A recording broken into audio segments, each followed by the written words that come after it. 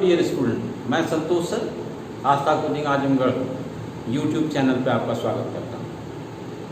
आज मैं class 12th chemistry subject के सॉल्यूशन चैप्टर के कॉलिगेटिव प्रॉपर्टीज़ के बारे में हम आपसे बात करेंगे। कॉलिगेटिव प्रॉपर्टीज़ क्या होती हैं और आपके सिलेबस में 4 कॉलिगेटिव प्रॉपर्टीज़ की स्टडी करनी है, तो उन पे हम आपसे डिस्कस करेंगे। सबसे पहले जानते हैं colligative properties for a dilute solution. तो सबसे पहले हम बात करते हैं आपसे colligative properties.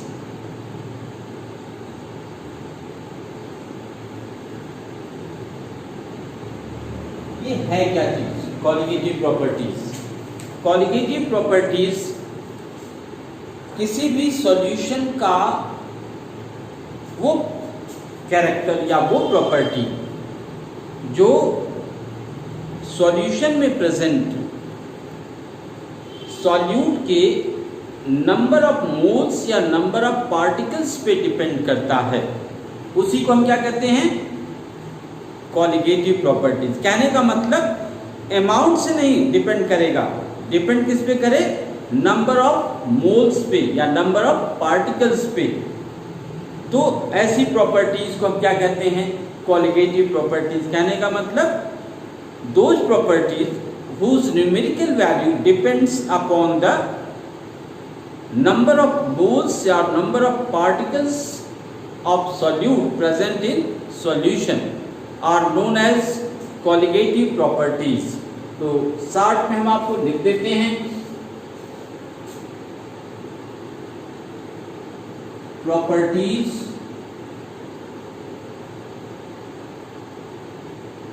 whose numerical value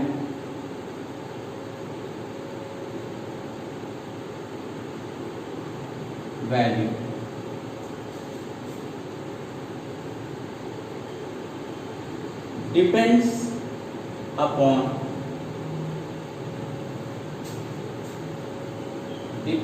upon the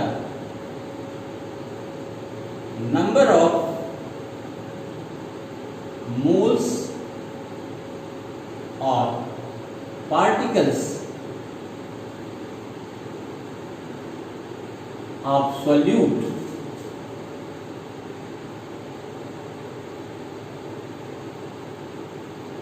present in solution। तो जो सबसे इंपॉर्टेंट चीज है क्या है? नंबर ऑफ मोल्स और number of particles of solute present in solution. इसी पे अगर कोई प्रॉपर्टी है जिसकी वैल्यू डिपेंड करती है, तो उसे हम क्या कहेंगे? Colligative properties.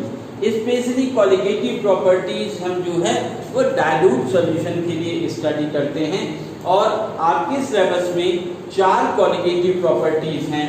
हम उन चारों प्रॉपर्टीज के नाम आपको बताते हैं।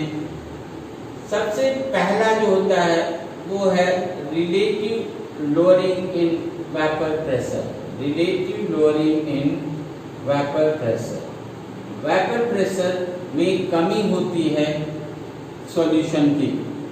Relative lowering in vapour pressure. एक एक को हम अलग से फिर से आपसे डिस्कस करेंगे। दूसरी जो प्रॉपर्टीज है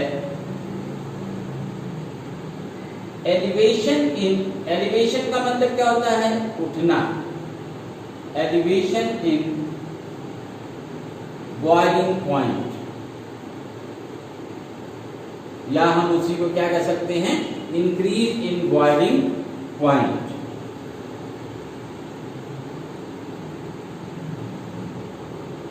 third, depression in freezing point. Depression का मतलब कमी। Depression in freezing point.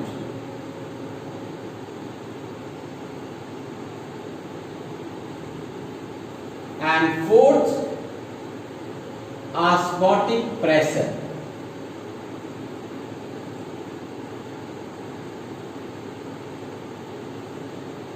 ये चार प्रॉपर्टीज हैं किसी भी सॉल्यूशन के, जिनको हम कॉलिगेटिव प्रॉपर्टीज कहते हैं। कॉलिगेटिव प्रॉपर्टीज फिर से एक बार बता दें, इनकी न्यूमेरिकल वैल्यू डिपेंड करेगी नंबर ऑफ मोल्स या number of particles of solute present in solution.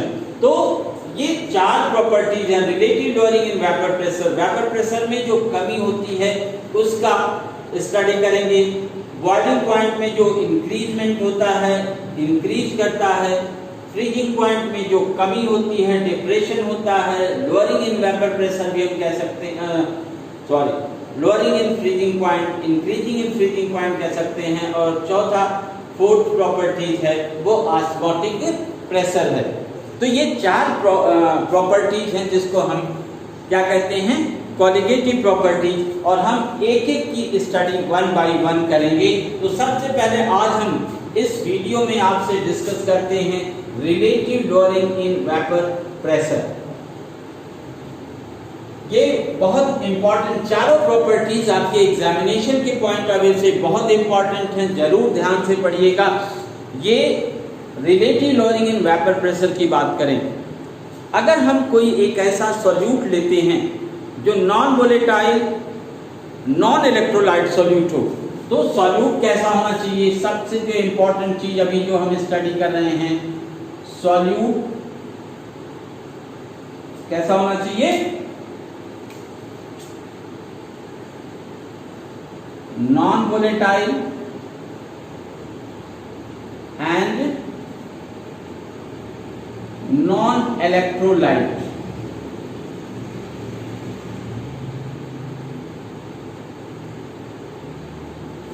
दोनों टर्म हम आपको बता दें, पीछे हमने बताया हुआ है, फिर से एक बार रिवाइज कर रहे हैं आपके लिए। नॉन वोलेटाइल जो लोग बाद में हमारे चैनल को ज्वाइन किए हैं उनसे ये जरूर हम कहना चाहेंगे कि पिछले वीडियोस को जरूर सर्च करके देख लें, क्योंकि जब पीछे की चीज़ें आप पढ़ेंगे तो आगे की चीज़ें आसानी से समझ में आएंगी। एक और अच्छी बात हम आपको बताएं, हम आपको इस तरीके से पढ़ा रहे हैं कि आप इसको ध्यान से देख करके और अपनी कॉपी में नोट कर लेंगे तो आपका नोट्स भी कंप्लीट हो जाएगा। कंप्लीट नोट्स के लिए हमारे चैनल को देखते रहिए लगातार। तो नॉन वोलेटाइल का मतलब which easily change into vapour state, specially जो लिक्विड्स होते हैं वो वोलेटाइल होते हैं। तो नॉन वोलेटाइल होना चाहिए, जैसे आप शुगर है उसको आप हीट करेंगे तो नॉर्मल हीट करने पे वो वेपर स्टेट में चेंज नहीं होता है। नॉन इलेक्ट्रोलाइट का मतलब क्या हो गया कि वो वाटर में डिसॉल्व करने पे या सुटेबल सॉल्वेंट में डिसॉल्व करने पर अपने कंपोनेंट में ब्रेक नहीं होता है, और ऐसे सॉल्यूट को हम क्या कहते हैं, नॉन इलेक्ट्रोलाइट। तो ये जो हम स्टडी कर रहे हैं ये इसमें सॉल्यूट कैसा होना चाहिए, नॉन वोलेटाइल नॉन इलेक्ट्रोलाइट। तो non volatile non electrolyte solute हो, उसको अगर हम किसी भी सॉल्वेंट में जब डिसॉल्व करते हैं तो पीछे हमने आपको बताया हुआ है कि अगर एक कंपोनेंट नॉन वोलेटाइल होगा तो डेफिनेटली क्या होगा, जो सॉल्यूशन का वेपर प्रेशर होगा वो प्योर सॉल्वेंट के वेपर प्रेशर से कम होगा। रीजन, क्योंकि सॉल्यूट के जो पार्टिकल्स होंगे वो सॉल्वेंट के पार्टिकल्स के बीच में ऑक्युपाई करते हैं और जिससे सरफेस एरिया उसका कम हो जाता है। तो हम सपोज करते हैं, सपोज वेपर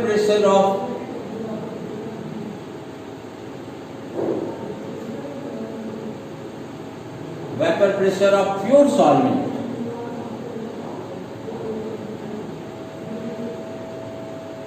कितना है, P0। Mass of solute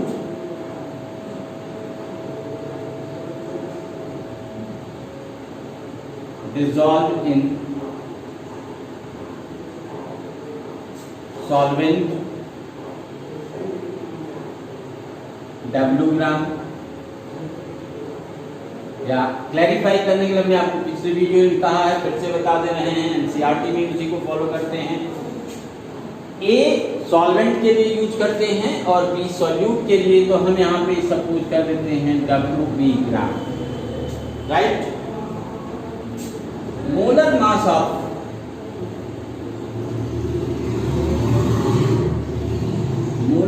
of solute क्या लेते हैं, MB। जो सॉल्यूशन बनता है इनको डिसॉल्व करने के बाद,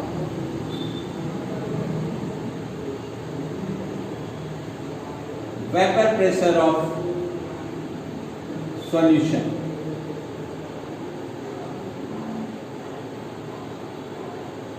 P मान लेते हैं। तो पीछे मैंने अभी आपको बताया है जस्ट कि हमेशा प्योर सॉल्वेंट का वेपर प्रेशर ज्यादा होगा, और जब हम उसमें सॉल्यूट डिसॉल्व कर देंगे नॉन वोलेटाइल नॉन इलेक्ट्रोलाइट, तो जो उसका वेपर प्रेशर होगा वो कम हो जाएगा। कहने का मतलब P not is greater than P। तो ये जो डिफरेंस होगा इसी को हम क्या कह सकते हैं, लोअरिंग इन वेपर प्रेशर। तो देख सकते हैं लोअरिंग इन वेपर प्रेशर।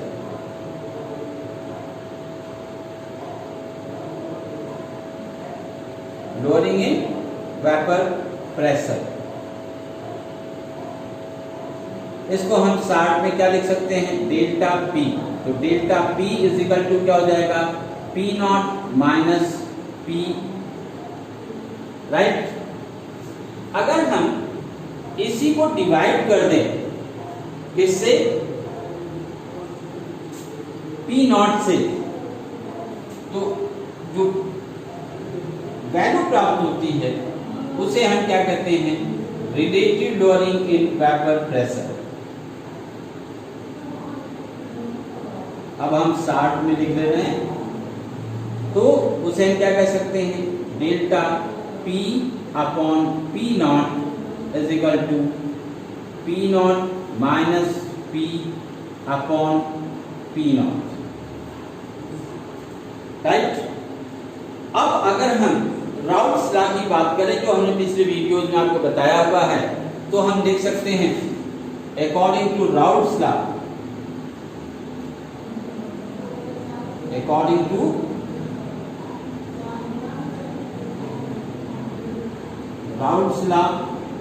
क्या होता है, P is equal to P not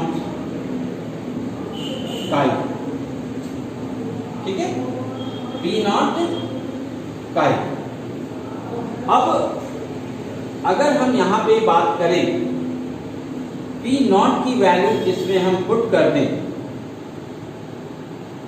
ठीक है, P नॉट की वैल्यू हम यहां पे अगर P की वैल्यू यहां पे हम पुट कर दें, तो क्या लिख सकते हैं, इसको इक्वेशन नंबर 1 मान लीजिए।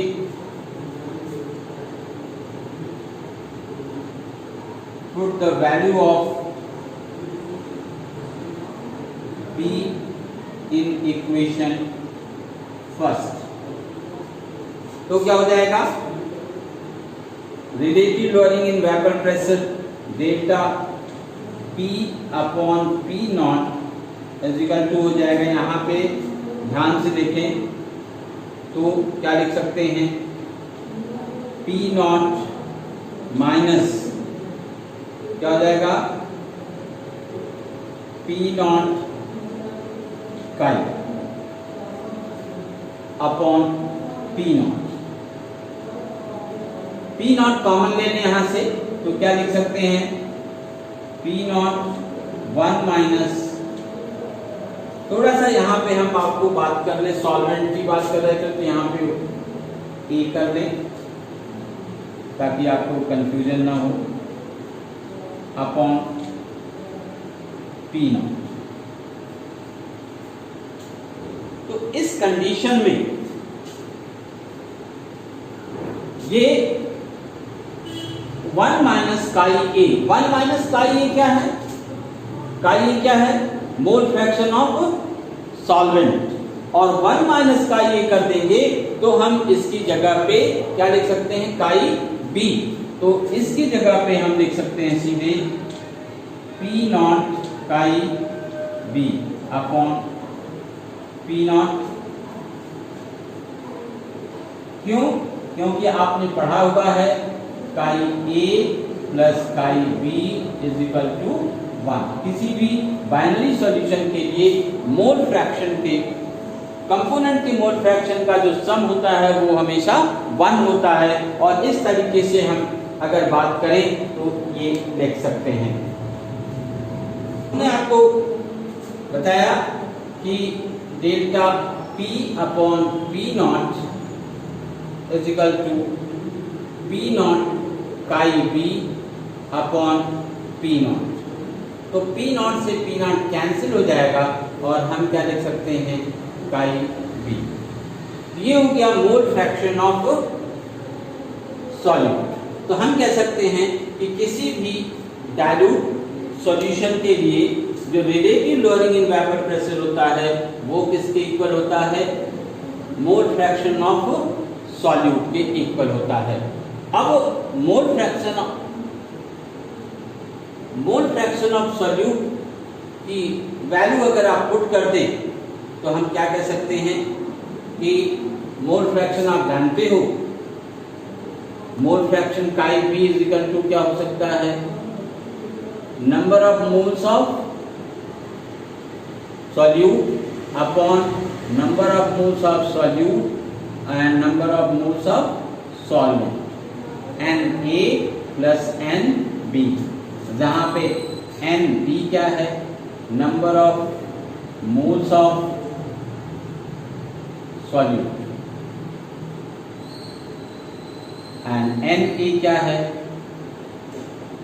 Number of moles of solvent. ठीक है, तो इसके इक्वल हम क्या लिख सकते हैं? N B upon n A plus n B. आप जानते हो नंबर ऑफ मोल्स क्या होता है? Mass upon molar mass. तो इसी को और एक्सपेंड करके आप लिख सकते हैं WB अपॉन MB, और इसके अपॉन क्या लिख सकते हैं? WA upon MA plus WB upon MB। अगर सपोज कर लें कि हमारा सॉल्यूशन बहुत डाइल्यूट है तो कैलकुलेशन इजी करने के लिए फॉर वेरी डाइल्यूट सॉल्यूशन